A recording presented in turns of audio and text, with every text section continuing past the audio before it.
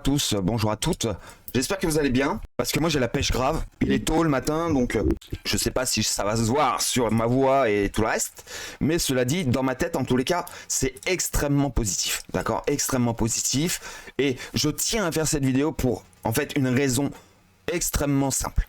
C'est que, comprenez une chose, ce que je vais vous dire là, vous n'êtes pas obligé de le prendre au pied de la lettre, mais pour moi c'est très important, très intéressant, ce qui devrait arriver dans les prochains jours, voire les prochaines semaines. Je suis d'accord avec ça. Bien, on va essayer de regarder ensemble qu'est-ce qu'il y a de très important à prendre en considération. Ce que je vais vous dire là, on est sur le Total 3 actuellement, c'est au moment où je vous parle, ça fait un moment que je le dis, on est dans une inversion de tendance, d'accord? Une inversion de tendance qui est toute relative.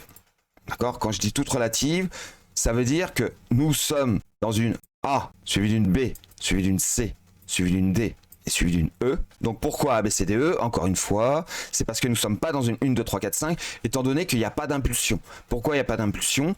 Parce que nous n'avons pas cassé le dernier plus bas qui se trouve ici. Donc ça veut dire que nous sommes bien dans un week-off. Ok? Donc une fois que nous avons compris ça, nous sommes donc en inversion de tendance actuelle. 1, 2, suivi d'une 3, une 3, qui ne viendra pas chercher ce niveau-là. 3, suivi d'une 4, où on va revenir sur la base, où nous nous trouvons, probablement. Pourquoi? Parce que pour moi, on doit prendre ce niveau-là. Encore une fois, pourquoi? Parce que nous sommes dans un week-off, et derrière, une 5. D'accord? Cette 5-là ne viendrait pas non plus chercher ce dernier plus haut. Donc en fait, on est en train de se chercher. D'accord? On est en train de se chercher. Et ce qu'il faut comprendre, c'est que derrière ceci, il va se passer quelque chose de très important. Et c'est là que je veux retenir votre attention. Parce qu'en fait, à partir d'ici, il y a beaucoup de gens très intelligents qui se disent « Attendez, on a galéré pendant des mois. On a eu une petite hausse entre 100 et 200% sur certaines altes qui ont donc corrigé 100% de ces 100 ou 200%. C'est-à-dire qu'en fait, on a fait une espèce de triangle comme ceci. Ok, c'est-à-dire retour sur l'envoyeur. C'est-à-dire que les traders ont acheté ici, ils ont revendu ici pour racheter ici. Donc là, ils ont fait ce qu'on appelle leur première opération. Ils vont donc entamer une deuxième opération. D'accord? Leur deuxième opération, c'est ce qu'on appelle la vague 3. La vague 3 va être impulsive, très probablement du double qui s'est passé ici.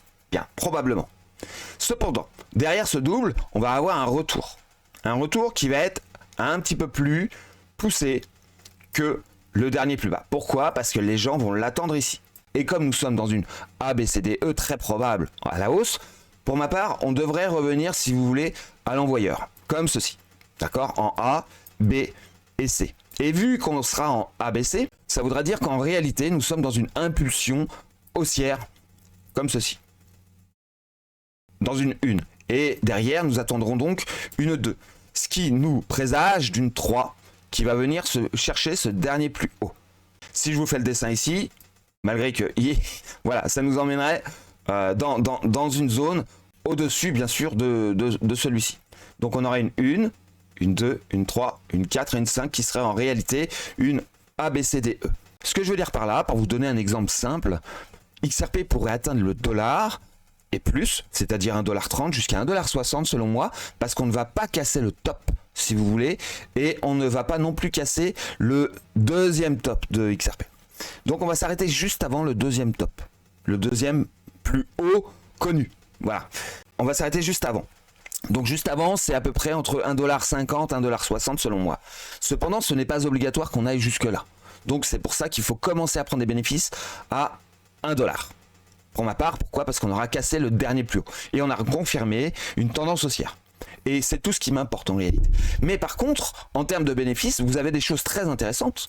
Pourquoi? Parce que vu qu'on va monter ici, et bien derrière, on aura un retour à l'envoyeur. Ça veut dire que si vous récupérez votre argent, en tout cas en partie, qui pour moi est de hauteur de 40%, qui n'est pas négligeable, hein, je vous le cache pas. Vous n'êtes pas obligé de faire 40%. Moi, je fais 40%, pourquoi? Parce que sur la première impulsion, j'ai récupéré 21% que j'ai remis ici. Et derrière, je vais attendre qu'on arrive là pour pouvoir récupérer 40%, c'est-à-dire 21% plus 19%, ce qui me donne donc 40%. Et que je vais réinstaurer, non pas forcément ici, mais plutôt entre là et là, en 4 portions. c'est-à-dire 10%, 10%, 10%, 10%. Si on vient pas tout chercher, ce qui est possible, eh bien je serai quand même content parce que du coup, même la première impulsion me suffira avec mes 10% pour récupérer une bonne partie de jetons que j'aurais gagné tout en ayant fait une bonne plus-value très sympathique. Donc si on vient chercher tout, ce serait l'idéal et ce qui pour moi est le plus probable, en plus de ça, par-dessus le marché, parce qu'on a tellement galéré qu'il y a des gens qui vont vouloir prendre de la liquidité avant de réellement partir. Donc réellement partir, ça veut dire quoi ?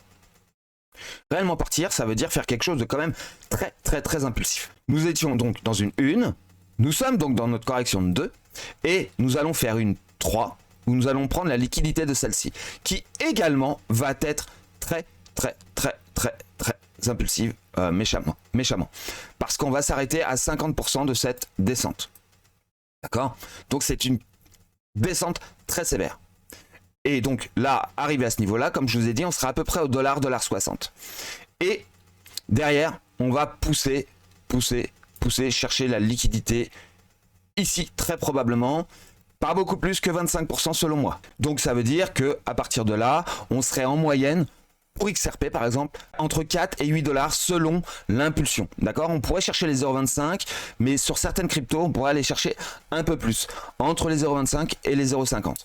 Ça dépendra des crypto-monnaies en question. Et les crypto-monnaies en question, on en a déjà parlé, je vais vous les dire à l'oral. Pour ma part, c'est très probablement ICX, REC, XRP pour le coup, parce que pour moi, si on va à 8 dollars, pour moi c'est extraordinaire. Bref, on a pas mal de cryptos. Celles qui vont pas y arriver par contre, c'est Tao, probablement TRB, possiblement même CKB, ça c'est pas certain. Kaspa, ce genre de crypto-monnaies, elles ne vont pas vraiment faire plus que 0,25 selon moi. Après je me trompe peut-être. Je préfère pas que vous preniez mes paroles comme de l'eau, parce que ce n'est pas certain. Je vous cache pas que quelque chose par-dessus les fagots pourrait en tous les cas moi-même me surprendre. Mais voilà, pour ma part, je préfère mettre mon argent dans des cryptos qui n'ont vraiment pas bougé, de type ICX. C'est un exemple parmi tant d'autres, mais vous avez LTC, DCR, ce genre de cryptos-là, qui pour moi sont extrêmement intéressantes sur les semaines, les mois à venir. Voilà.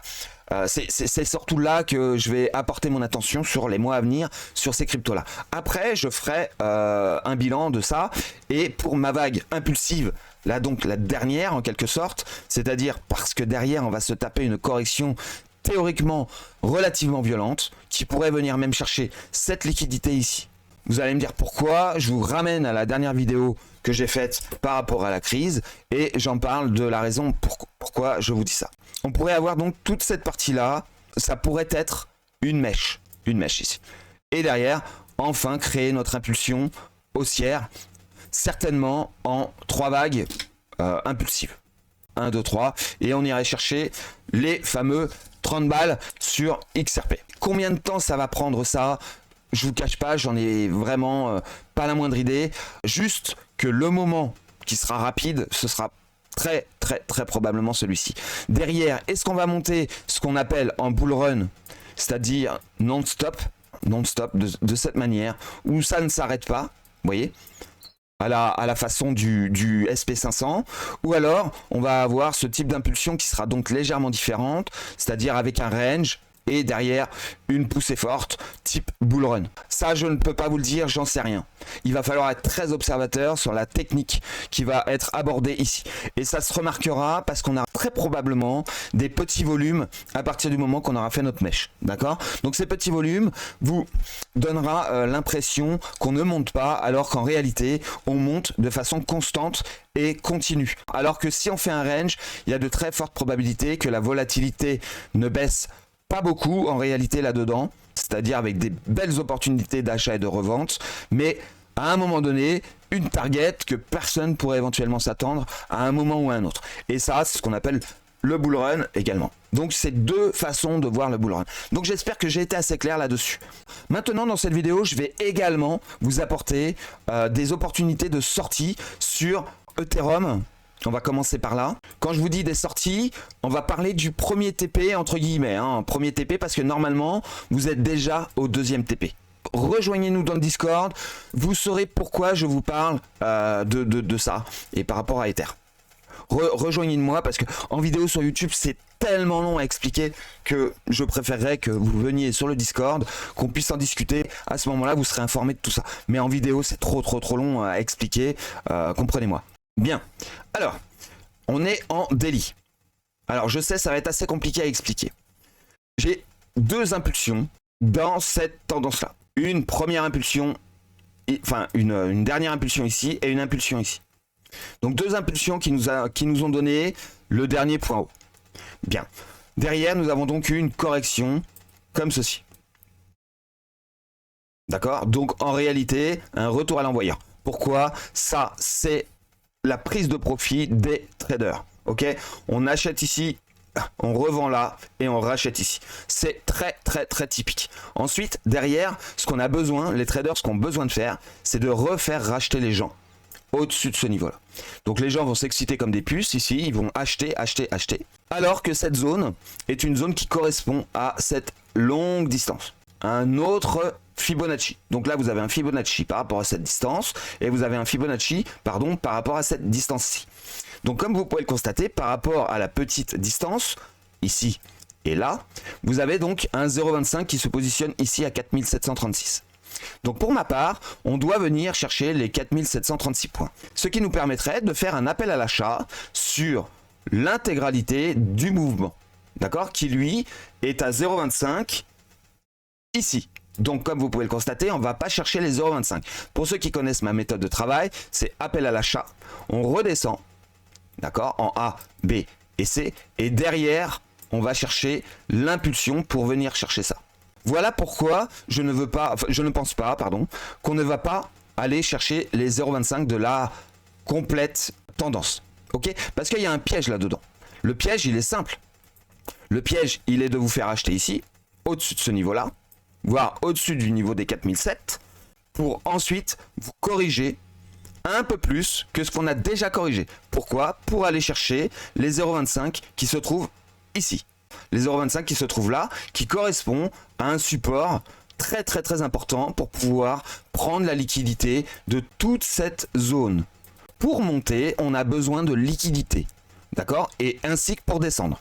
Donc, on va chercher la liquidité en haut pour descendre, créer de la volatilité. On va chercher de la liquidité en bas pour monter. C'est simple. Donc, premier TP, pour moi, 4736 est le maximum de ce qu'on pourrait espérer. Peut-être 4008, peut-être 4009, mais pour ma part, on ne peut pas atteindre les 5200 $. Pour ma part, les 5200 $ sont pour l'instant hors de portée. Entre 4007 et 5000 $, 5100 $ peut-être, si vraiment mes calculs sont pas tout à fait justes, mais 4750 pour moi, c'est vraiment le maximum qu'on puisse aller chercher sur ce niveau en termes de prise de bénéfice. Donc, si vous voulez pas prendre des bénéfices d'un coup à 4730, prenez un petit morceau à partir du dernier plus bas ici, c'est-à-dire en tranche de 10% si vous désirez retirer 40% qui avait été mon cas sur Ethereum. Donc moi je retire 40% à 4737 balles et j'attends une correction pour commencer à racheter à 3000 $ en 5 paliers de 8% qui correspondent à mes 40%. D'accord? Donc ça c'est le TP très important sur cet actif. Parce que derrière nous allons donc monter pour finir à maximum 9700 $ sur le deuxième TP qui pour moi doit être à hauteur de 70% en tranche de 14% dans cette zone. D'accord? Cette zone, je vous l'expliquerai la prochaine fois, on n'en est pas encore là. Pour l'instant, faites un screen et vous allez voir que ces TP là, il y a de très fortes probabilités qu'on fasse pas mal d'argent grâce à cette opportunité. Parce que ça, ils vont la prendre cette opportunité. Ils ont besoin de faire de l'argent. C'est très important de le comprendre. Donc voilà. Donc je vais également vous montrer Atom Cosmos. On va avoir une hausse très puissante. On va pumper. On va récupérer de l'argent à 35 $. Et derrière, je me replace relativement rapidement. Pourquoi? Parce que je remets mon Fibonacci dans la zone inférieure. Parce qu'il y a très forte probabilité qu'il soit très solide. On a fait un range ici qui est vraiment très balèze, ce qui n'est pas le cas de Ethereum, par exemple. Donc en plus de ça, il a corrigé énormément pour venir chercher de la liquidité sous le niveau du range. Ça veut dire qu'il a énormément de force. Ok. Et derrière, il aura très peu de force parce que on va avoir un range qui va être très solide. Alors peut-être qu'on pourrait faire une excursion à 11 $ en dessous avec une mèche, mais moi personnellement je vais pas le prendre en compte avec ce que j'aurais récupéré ici à hauteur de 40%. 40% ici c'est 10% hein, normalement. Ici c'est pas 14, c'est 10. D'accord? Donc 10, 10, 10, 10, 10. Ok, 10, 10, 10. J'ai pas le temps de changer le truc, je vais pas vous le faire parce que sinon ça va mettre des heures. Mais c'est 10 à chaque fois. Parce qu'en réalité, le deuxième TP est à 70 et vous êtes également au même endroit de récupération. Donc en fait, il va monter ici à 35, il va redescendre à 16 et peut-être un petit peu plus bas jusqu'à 11. Derrière, il va repumper jusqu'à 74 et il va revenir sur sa zone également, mais peut-être également jusqu'à 10-11%, sait-on jamais, sur la grosse correction. D'accord? Donc pour moi, les deux TP se positionneront au même endroit. Donc pour ça, c'est assez simple en ce qui me concerne pour replacer ces ordres. D'accord? Donc je récupère 40% et je réinstalle 10% dans chacune des zones que vous voyez ici. Et ce qui vous permettra de faire des plus-values, non pas en dollars, parce que là, il s'agit non pas de faire des dollars, comme la plupart des gens vont vouloir faire, mais plutôt de faire des jetons. Et c'est ça le plus important. Je vous ai apporté ces deux informations très importantes, plus une généralisation un petit peu sur le Total 3. Je vais également vous montrer rapidement avant de vous quitter. On va aller se mettre sur par exemple, le Total 3. Ensuite, on va enlever les dessins. On va rajouter la dominance du BTC et également dominance de l'USDT. Et on va se mettre tout en ligne. Voilà, tout est en ligne. On va se mettre en H4. Je crois que c'est peut-être plus judicieux. Je me dépêche. Voilà, comme vous pouvez le constater, au mois de août de cette année, nous avions inversé, c'est-à-dire qu'on a avorté, si vous voulez, le marché haussier des alts qui avait créé un croisement juste avant. Et effectivement, le USDT que vous avez en violet, USDTD, en violet, eh bien, a pumpé. Donc forcément, les alts, ils ont corrigé sévère. Et en même temps, en plus de ça, partie du marché, la dominance du BTC avait grimpé très légèrement et a stabilisé tout ce temps au niveau de la dominance du BTC. Et par contre, l'USDT, lui, a stabilisé également et à ce niveau-là, a repris de la force. Donc, forcément, le Total 3 s'est repris une deuxième correction depuis le mois d'août. Cependant, dernièrement, on a eu une hausse du BTC D qui a été vraiment très impulsive et complètement dans... C'est comme si je voulais monter jusqu'au ciel alors que je sais pertinemment que c'est pas possible. Et bien là, c'est un petit peu ce qu'il nous fait. Il nous fait semblant qu'il va monter à des stratosphères alors qu'en réalité, il ne vient juste prendre de la liquidité et de la liquidité et de la liquidité pour vraiment donner de la puissance aux alts à l'avenir. D'accord? Parce que c'est là l'avenir. Le réel avenir, il est là en réalité. Comme vous pouvez le constater, la dominance de l'USDT est en train de baisser et actuellement en train de vraiment pousser ce phénomène de baisse jusqu'à temps qu'on obtienne le fameux croisement du Seigneur. D'accord?